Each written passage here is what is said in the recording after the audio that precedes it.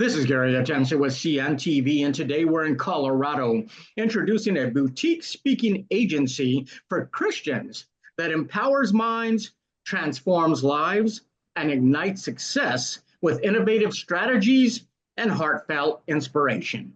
I'm joined here with the coach, consultant, and award-winning speaker, Sara. Thanks so much for joining us here today.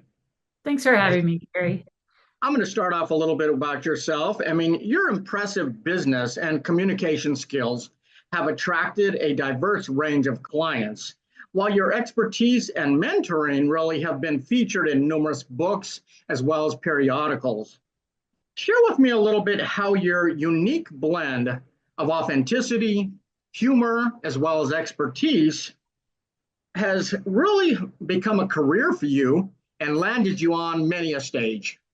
I would say the biggest word for me is grace, but I really do value that authenticity. And I think in this day and age, when we are so polarized and so many things are going on in the world, people really just they want that genuineness from people. And so when you show that to them and you ask for that from them, people are drawn to that. It's crazy that is like a breath of fresh air to people anymore because of the fact we've changed so much. I mean, your company exists really to help Christian communicators succeed. Mm-hmm. Why is communicating their mission or their message more important maybe today than ever before? Well, as Christians, we believe that the gospel brings a lot of hope. And so in a world that is so focused on all the things that are wrong, all of the things that divide us, of our rights, of being right, of being, accepted and tolerant, and all of these things that just kind of get into the mix. To hear that there was somebody that had a plan for your life, a purpose for you, an intention from the very beginning is something that I think people really need to hear. They call it the good news, right? Good news for a reason, and it's great news. How did your own personal journey of overcoming challenges shape your desire to help others as a public speaker as well as a consultant? Well, there's a long version to that and a shorter version, but when I was in college, I was really studying to be a music teacher. So I always was about voice, and that was my major instrument, was voice. And then I went on and I did do a few years of teaching as a middle school, high school choir director. But then I found a man, my second year of teaching, I found somebody, fell in love, and he always wanted to live in Colorado. So we came out here to Colorado, and about 5 months after we were here, he went up to Keystone. He wanted to go skiing. It was opening weekend early in November. He went skiing by himself because I didn't know how to ski and I didn't want him to teach me. And so he went up by himself. And then when he was planning just to meet me the next day, but I got a note on my door the next day from the police, and they came in and they said, "Sara, we have very bad news." And they told me Josh had been killed in a ski accident. And it was 5 months to the day after we had arrived in Colorado. And suddenly my whole life changed, everything in that moment. And I was at my parents' about a month later, and we were out for pizza. They were being really great parents. They were feeding me like good parents do. And we were sitting in this pizzeria waiting for our pie to be done. And I was reading some note cards, and one said, "What is the largest worldwide organization?" And it was the Dale Carnegie Institute. And something in me kind of sparked in that moment and said, "Oh yeah, I always wanted to be a public speaker." And so from that moment on, I started down a little bit different path, and I took all the teaching skills and all the performance and all of those types of things that I've always loved, and started down a path of being able to be not just a coach, but a speaker myself and a writer myself. But there were so many things, Gary, if I can just add this on, in so many ways that for something so sudden that I was prepared for that. We had been driving to work. His accident happened on a Saturday. We'd been driving to work together on Friday. And I said, because it had been on my mind all week, I said, I've been thinking what I would do if you didn't come back from this weekend. And and he just looked at me and he said, well, you'd call the pastor, you'd call our families, and then you'd go spend a month with your mom. And I just looked at him because he took me seriously. We were 26 and 27 at the time. And I said, that all sounds amazing, but there's no way I could stand being with my mom for a month, And, but of course, after it happened, I did. I went and spent that time with my family, and they took very good care of me. So, Incredible story. I mean, you were able to find inspiration as your world was being turned upside down. Something as simple as a note card really changed your path 360 degrees. That's incredible. Would you say your mission is to help Christian communicators develop their God-given gifts? And how does your faith inform your approach to business and client relationships? thank you for asking that. I It is my mission because I believe, and I have been very blessed to work with a lot of very talented people. Most people that come to me already have a book published, if not closer to 3 or 4 or 5. And so when I'm working with these individuals, they're already very accomplished, but I get to help bring out that real talent of connecting then their message to their audience and really fulfill their potential, which is to make an impact on people's lives. Nobody just sets out to write a book because they have a bunch of words. They want to change the world. They want to change people. So for me, I bring my faith in both understanding the passion they have to bring the good news to a wide audience, but also then I am able to pray with my clients, for my clients. I can come in and add an element of just an element greater than either one of us into the coaching. I love that. I mean, you have a diverse list of clients. We're talking from individual authors to corporate entities like Ball Aerospace to the U.S. Department of Defense, Vectra Bank, and so many more. How do you tailor your services to such varied audiences while maintaining your core message? Well, again, my focus is really just being on the people that I'm in front of. And I love to take people where they are. As a teacher, I was able to do that. I just took, whatever students came into the room, and then together we made music and we created a concert together by the end of a certain period of time, whatever that was. And it's a lot of the same thing. It's finding out where people are, asking great questions so I know where they are and where they want to go, whether it's a corporation that wants to have their engineers be better speakers in front of audiences, or it's an individual who's just trying to get the word out about their book. Either way, it's something where I can look and I can see where they're going to go and have the ability to take them then on that path to being the best communicator they can. That is excellent. I mean, so if someone has a book, a business maybe, or a book, or even just a message they want to deliver to reach a wider audience, you provide coaching, presentations, even retreats. Is each approach uniquely effective, would you say? Definitely is effective, because if I get to go into a company and I get to present to their people, I get to sort of have that boots on the ground feel and see where they are and what they do. And I definitely try to get to know who they are.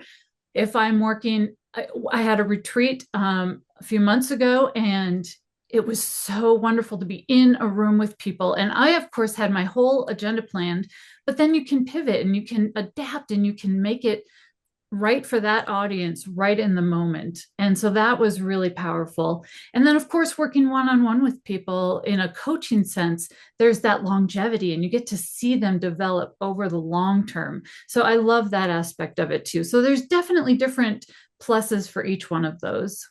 Speaking of seeing people develop like that, I mean, you're an award-winning speaker that has mastered the art of transforming personal lives and careers.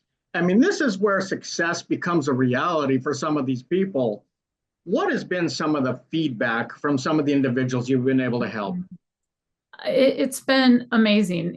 One of the words that my clients use is game changer. Working with a coach in the capacity I'm able to work with them is a game changer, because it gives them a confidence they just can't find by themselves. It gives them the tools that they don't know they even needed.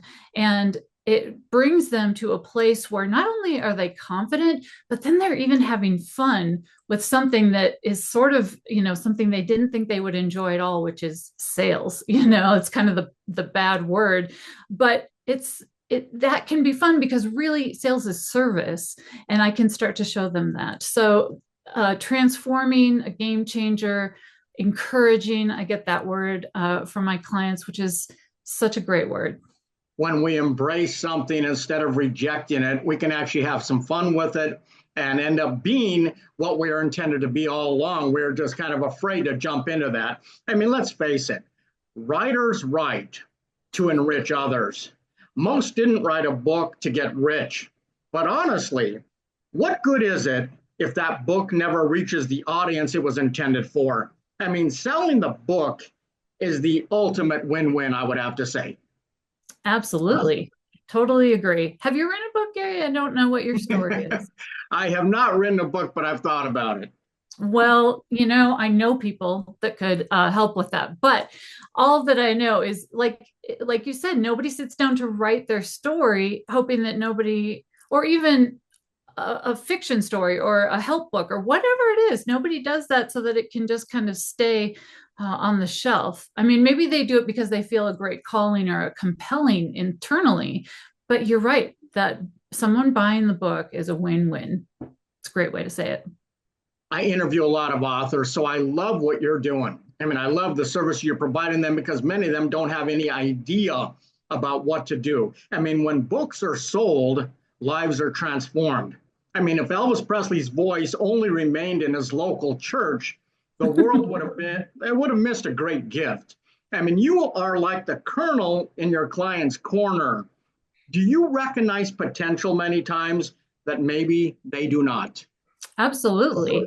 And that's one of the things that I love to show them is how they are gifted. A lot of them, again, they're writing, they're in sort of a little bubble, they call it, of being with their laptops, and they don't necessarily think then about the wider picture of things. So I get to help zoom out that lens and then say, I noticed this about you, and I see how that would connect to your audience. And it's so fun to do that. I had a client recently who had people constantly telling her what a great voice she had, and just speaking voice, very soothing, very calming. And she started a podcast, and it's wonderful because she's so calming and so soothing that this podcast is just the perfect fit for her to start really not just growing her audience, but connecting with them on a heart-to-heart level. So yes, it's fun to see those things and then help them to be part of the path that they now take.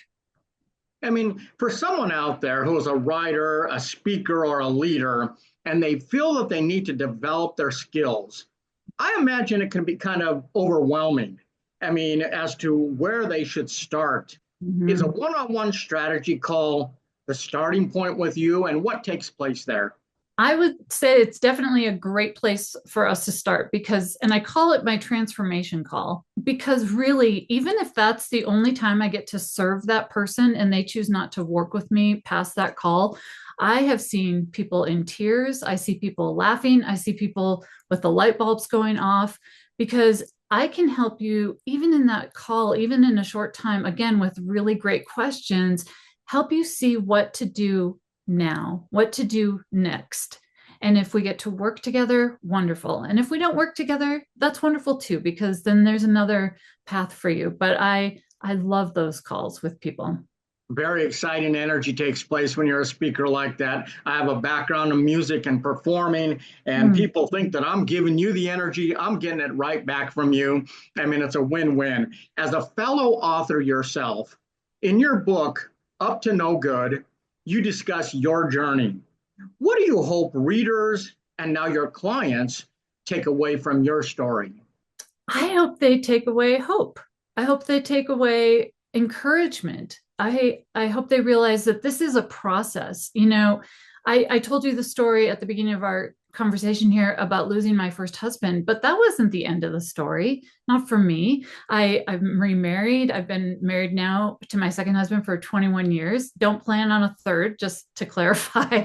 But we have an 18-year-old daughter, a 16-year-old daughter. I mean, there's so much life to live, and we can get into those dark spaces and it feels like everything's over, or we hit a wall, or somebody says no to us, or we hear the word can't and we think that's it. That's not it. That's not all. There's more to come. There are more steps to take. So I hope if anybody hears anything, that they would just be encouraged to keep going, to keep going. And although it feels like the end, it feels like it's over, we have to remember there is a tomorrow. And that is the good news. That is the hope that basically Christians are putting out there for folks. Sara, your dynamic and engaging approach leaves clients and audiences inspired, empowered, and really ready to take on new challenges. Mm-hmm. Are you blessed to be a blessing? That is exactly my purpose. If you boiled it down to just a few words, and it's not, those aren't initially my words. Those actually do come out of the book of Genesis, when God's talking to Moses, or not Moses, he's talking to Abraham, and he tells Abraham, I'm blessing you to be a blessing. And that's exactly how I feel. I feel blessed to then turn around and pour out into others. And you're right, it is mutual. When I'm working with clients, there's a mutual energy there. I receive at least as much as I give, if not much more. Definitely a spirit at play there as well in the work that you do. I know you realize that as well. Great story. Thank you so much. Viewers, let's take a look at the bottom of the screen right there. What you're going to see is her website. On the website, you can see all the services she provides, and you can learn more about her mission and her vision as well. I mean, the question is, are you ready to move your ministry, elevate your speaking career, boost your book sales, and just impact a wider audience? If so, set up a call today. Once again, that is Sara Schaffer. Transform your message and expand your influence. This is Gary Atencio with CNTV. And if you don't know, now you know.